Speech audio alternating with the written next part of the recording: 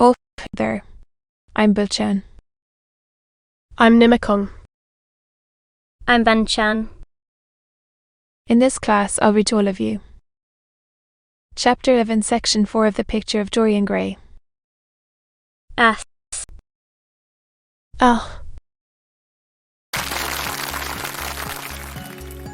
The picture of Dorian Gray. Oscar Wilde. Chapter 11, Section 4. And so he would now study perfumes and the secrets of their manufacture. Distilling heavily scented oils and burning odorous scums from the east. He saw that there was no mood of the mind that had not its counterpart in the sensuous life, and set himself to discover their true relations, wondering what there was in frankincense that made one mystical, and in ambergris that stirred one's passions, and in violets that woke the memory of dead romances, and in mist that troubled the brain, and in champak that stained the imagination, and seeking often to elaborate a real psychology of perfumes, and to estimate the several influences of sweet-smelling roots and scented,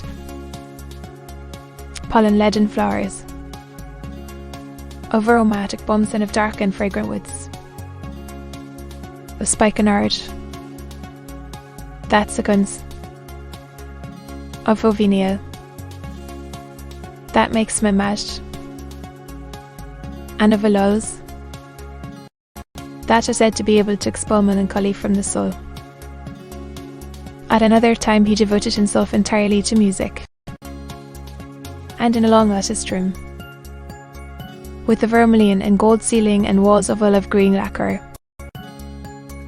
he used to give curious concerts in which mad gypsies tore wild music from little, Thithas, or grave. Ilo showed tinnitions plucked at the strained strings of monstrous flutes, while grinning negroes beat monotonously upon copper drums and, crouching upon scarlet mats, slim turbaned Indians blew through long pipes of reed or brass and charmed a fainter. Charmagri-hooded snakes and horrible-horned udders. The harsh intervals and short discords of barbaric music stirred him at times with Schubert's praise, and Chopin's beautiful sorrows, and the mighty harmonies of Beethoven himself fell unheeded on his ear. He collected together from all parts of the world the strangest instruments that could be found, either in the tombs of dead nations or among the few savage tribes that have survived contact with Western civilizations, and loved to touch and try them.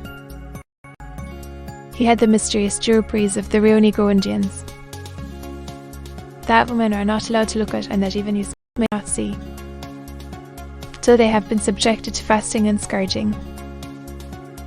And there are then jars of the Peruvians that have the shrill cries of birds, and flutes of human bones such as Alfonso Duval heard in Chile, and the sonorous green jaspers that are found near Cusco and give forth a note of singular sweetness. He had painted gourds filled with pebbles that rattled when they were shaken, the long clarion of the Mexicans, into which the performer does not blow, but through which he inhales the air, the harsh chirr of the Amazon tribes, that is sounded by the sentinels who sit all day long in high trees, and can be heard, it is said, at a distance of 3 leagues. The Tepena's Day, that has 2 vibrating tongues of wood and is beaten with sticks that are smeared with an elastic gum obtained from the milky juice of plants. The yatl bells of the Aztecs, that are hung in clusters like grapes, and a huge cylindrical drum, covered with the skins of great serpents, like the one that Bernal Diaz saw when he went with courts into the Mexican temple, of whose doleful sound he has left us so vivid a description.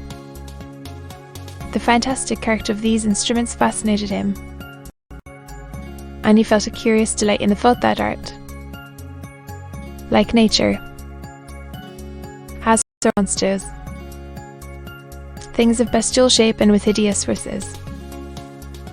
Yet, after some time, he wearied of them, and would sit in his books at the opera, either alone or with Lord Henry, listening in rapt pleasure to Tannhäuser and seeing in the prelude to that work of art a presentation of the tragedy of his own soul. On one occasion he took up the study of Jules, and appeared at a costume ball as in de use, and Muriel of France, in a dress covered with 560 paws. This taste enthralled him for years, and indeed, may be said never to have left him. He would often spend a whole day settling and resittling in the cases the various stones that he had collected, such as the olive green sabro that turns red by lamplight, the samophone with its wire-like line of silver, the pistachio-coloured peridot, rose pink and wine yellow topaz, carbuncles of fiery scarlet with tremulous, 4 reed stars, flame red cinnamon stones, orange and violet spinels, and amethyst with their alternate layers of ruby and sapphire. He loved the red gold of the sunstone, and the moonstone's pearly whiteness, and the broken rainbow of the milky opal. He procured from Amsterdam 3 emeralds of extraordinary size and richness of colour, and had a turquoise de la Ville that was the envy of all the connoisseurs. To be continued.